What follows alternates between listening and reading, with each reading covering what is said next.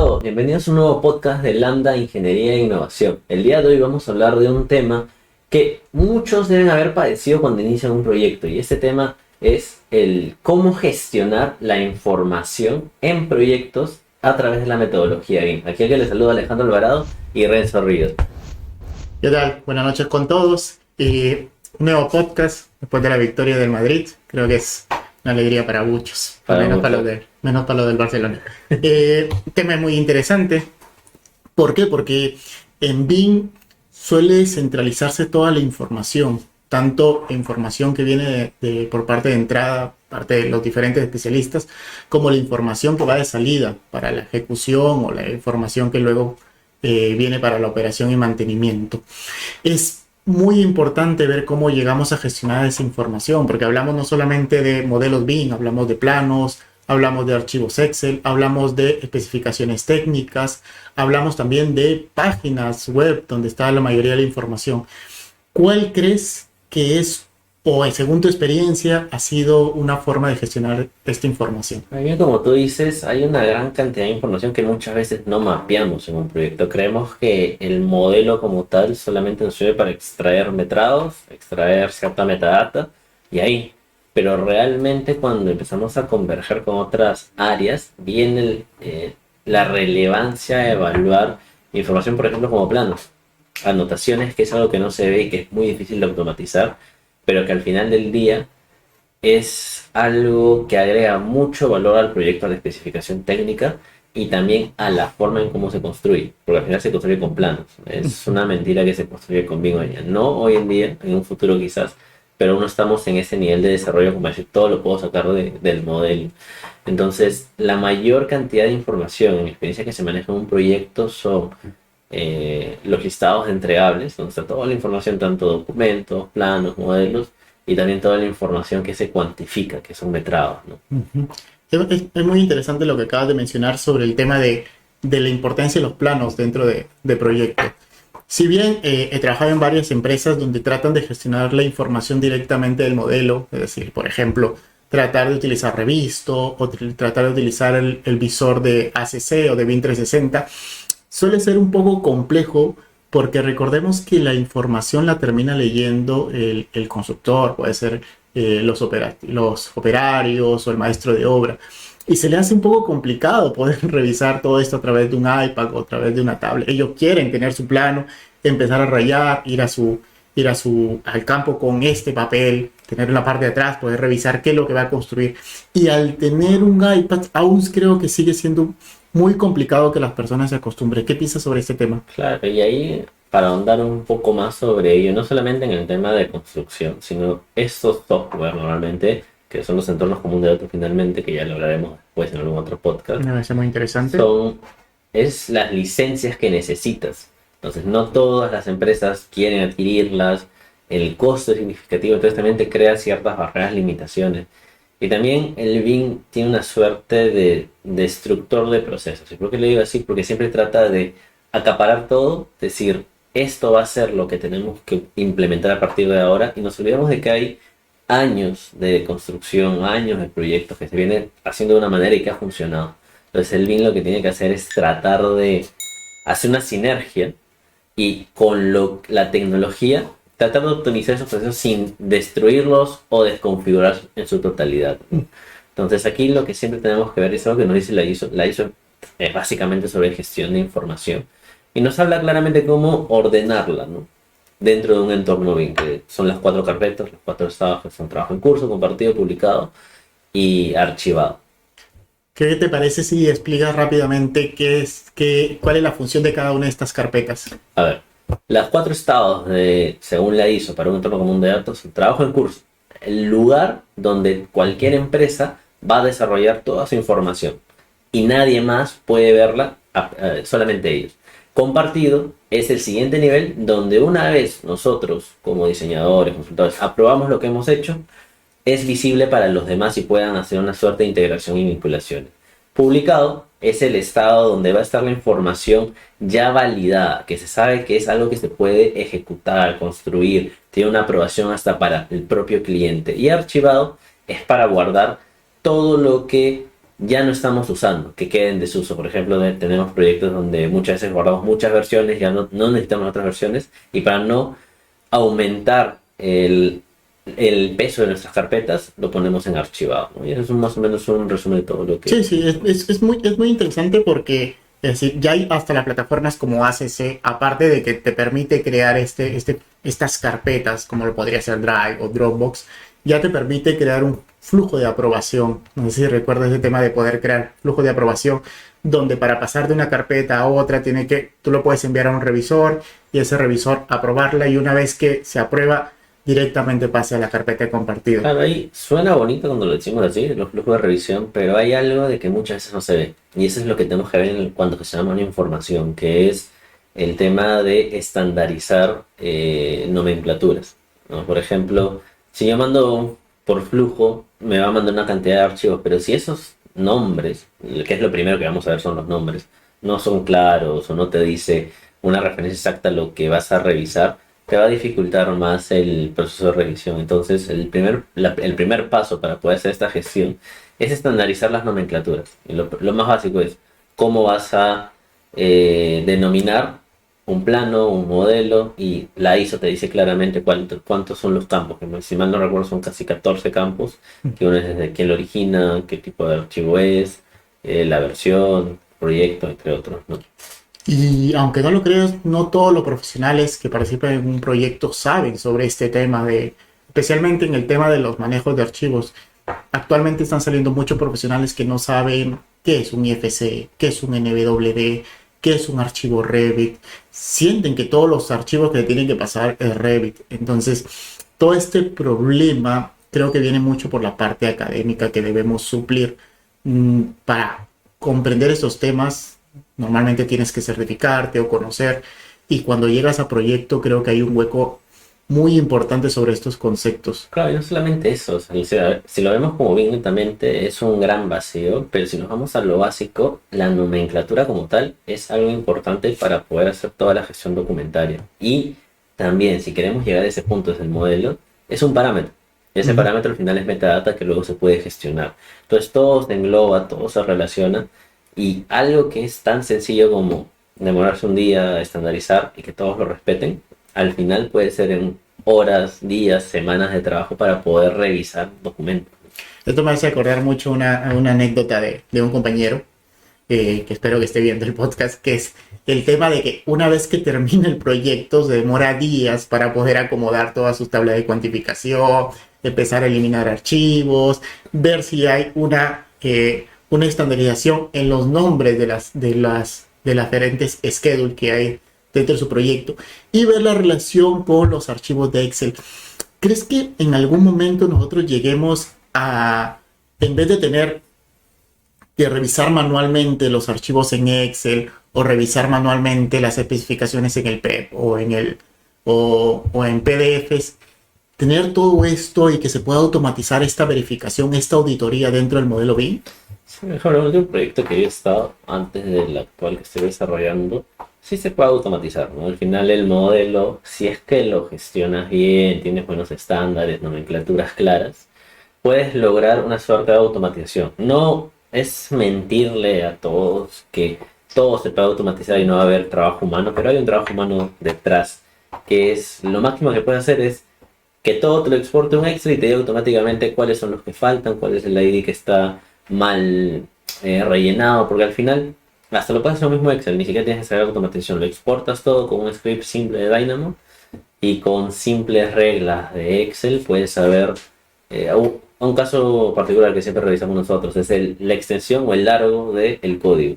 Sabemos de que si hay un estándar van a tener 25 caracteres, todos tienen 25 caracteres. Si no hay, una alerta y te sale cuál es el ID que tienes que revisar. Entonces, sí se puede hacer.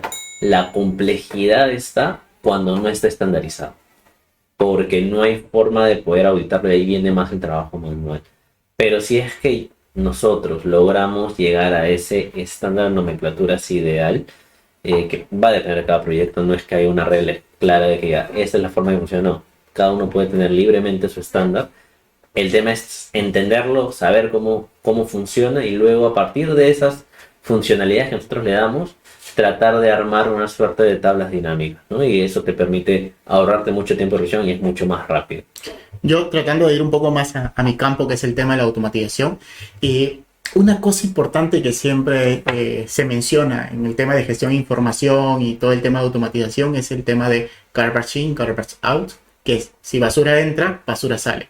Si tienes información que no está estandarizada, si tienes parámetros que no están llenados y luego quieres, no sé, por ejemplo, metrar esa información, lo más seguro que los metrados te salgan pues incongruentes y tengas el pecado de enviar información que no sea la correcta. Entonces, es importante al momento de poder gestionar toda esta información, no solamente información del modelo, sino información de archivos, de documentos, tener un estándar en general. Sí, claro, porque por ejemplo, ahora último hemos estado presentando el proyecto Metrados en el formato de presupuesto y todo está automatizado, desde que se exporta de Revit a Excel, luego en el Excel con macros de Visual Basic nosotros unificamos todo y luego hay otra macro que te permite llenar todos los campos de 250.000 filas, que es el presupuesto. Entonces, no hay una suerte de revisión como tal, porque todo está automatizado en ese flujo, y el error lo vamos a saber cuando ya revisamos todo el resumen de metrado, que nos advierte costos. Pero cuando hacemos todo ese proceso, como tú has dicho, ¿no? Si algo está mal procesado, va a salir mal también. Uh-huh. Y por ejemplo, yo cuando estaba haciendo eso, en mitad de camino me ponía a ver ciertos valores aleatorios y veía que no tenían el código del proyecto, veía que los caracteres eran más pequeños, y al final en una tabla de resumen te salían valores que eran metrados importantes, pero no se asignaban a nada porque le faltaba un punto, y por un punto no te podía asociar. Entonces, uno de los puntos importantes para la automatización, programación, sea cual sea el caso, es que tu base de datos de entrada y de salida tengan algo en común, ¿no? Al menos un parámetro que los permita vincularse.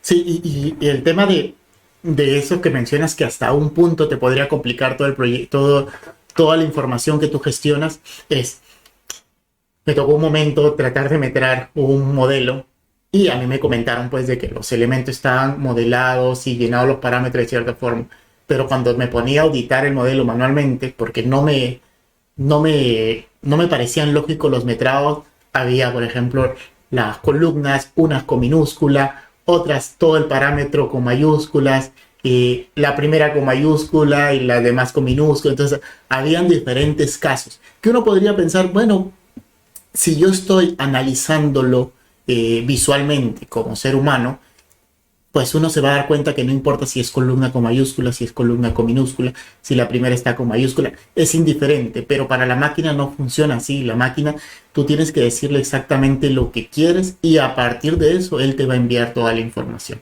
Sí, exacto. Y yo tenía muchos casos donde entraban el modelo, tenía que revisar y lastimosamente yo generaba mis tablas y era imposible determinar dónde estaba el error porque faltaba cuál era el ID, porque habían cambiado el estándar y hay veces donde el modelo no está tan avanzado, tan desarrollado, de que un elemento es para 3 partidas y encontrar esa correlación muchas veces es muy complicado. Entonces tienes que tú hacer malabares, magia para que un metrado salga, y mientras más misterioso o complicado sea la forma en que tú vas a generar la información, va a ser el doble de complicado revisarla y auditarla, ¿no? Eso sí es verdad. Es muy complicado manejar la información. Recuerdo hace mucho tiempo que leí un libro que un capítulo se llamaba Las singularidades de la gestión de la información en BIM, que era un capítulo un poco extenso, netamente donde hablaba todos estos temas, el tema de la estandarización, el tema de poder coordinar todos los modelos o poder compatibilizar todos los modelos en uno solo, lo que se llama el modelo coordinado, el tema de los códigos que se generan, que actualmente, si bien se trata de especificar a través de un sistema de clasificación, no existe un sistema de clasificación estándar en general en toda la industria, que hay propuestas pero no se está respetando. Entonces es muy complejo en general todo este tema. No, sí, justo lo que está diciendo me has hecho acordar el tema de los estándares de codificación, Uniclass, Uniformat, que son los comunes. Uh-huh. ¿Cuál usar? que que son horas de pelea por algo que ni siquiera se va a aplicar aquí en el país. Porque eso es para sacar metrados, sí, pero no se alinean al reglamento nacional. Y son horas de desgaste diciéndole ya, pero eso si no lo presento no te va a afectar el metrado. Y muchas veces nos cegamos para cumplir con un estándar, con un objetivo, pero no necesariamente es donde tenemos que darle el mayor esfuerzo, ¿no? Al final ello se puede automatizar y te lo viene rápido, pero también habría que ver a dónde apuntamos. Los estándares son importantes, las normativas son importantes, la ISO es importante, todo lo que menciona el Plan BIM y todo lo que tiene detrás los especialistas que tiene el Plan BIM es muy importante y ayuda mucho a generar una igualdad o que todo sea parecido en diferentes proyectos, pero yo creo que es importante también saber manejar el tema de los objetivos del proyecto, no, como tú dices, no empecinarnos o no tratar de ser muy estrictos en seguir al pie de la letra los estándares, los manuales, si es que esto no va con los objetivos del proyecto, porque al final del día podríamos tener el proyecto lo más estandarizado posible, que cumpla todos los manuales, que cumpla todos los sistemas de clasificación, pero al final el objetivo era netamente compatibilizar el proyecto y visualmente el proyecto no está hecho para compatibilizar. No, hay que saber implementarlo simplemente, no hay que decir porque nos pidan de la A a la Z, hay que decir que eso es lo que realmente se necesita. A veces con A, B y C puede hacer muchas cosas. Entonces, lastimosamente se nos está diciendo ahí todas estas normas, todos estos protocolos a seguir, pero no necesariamente todo eso es lo que vaya a agregar valor al proyecto. De que va a funcionar, de que va a servir, pero no necesariamente lo que estás invirtiendo en recursos, que al finalmente es lo que tú vas a costear, es lo que te va a definir si tu proyecto se hace bien o se hace mal. Eso es verdad. No, me pareció muy interesante nuevamente conversar contigo sobre estos temas, que creo que es importante que en general las personas lo sepan. Creo que se está expandiendo mucho el conocimiento de BIM en general, no solamente para las personas que están dentro del área BIM, sino en general para todas las personas involucradas en un proyecto.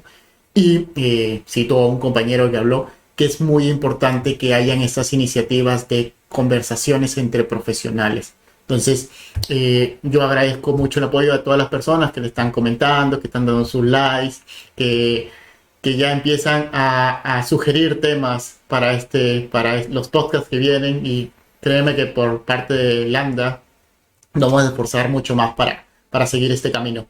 Sí, bien, yo para cerrar quería justo también citar algo que nos dijeron en una reunión. No aumentemos nuestro conocimiento en software, sino aumentemos nuestra capacidad de argumentar e implementar con lo que tenemos, ¿no? Y por mi parte, agradecerles por todos los que están escuchando también, y también, Renzo, invitarlos a que entren a la página de Lambda, lambda.com.pe, para que puedan ver estos mismos podcasts, pero traducidos en pequeños cursos, que puedan ustedes ingresar desde cualquier momento, a cualquier hora, y no son cursos que van a estar 2 horas, sino pueden tener 15, 10 minutos que tengan tiempo libre y empezar a ver por módulos y poder entrar y ver complejidades que tenemos los coordinadores día a día, pero traducidas en soluciones denominadas píldoras, ¿no? No sé, Ron, si tú quieres decir algo sobre eso. Sí, las píldoras son muy interesantes porque a mí me ha pasado que me he matriculado en cursos de 3 semanas hasta 6 meses y termino recibiendo muy poca información de lo que o información que suele ser llenada con vacíos o conversaciones que no llevan ni un sentido. Entonces, lo que decidimos desde Lambda es utilizar estas píldoras para que los alumnos vayan directamente al grano.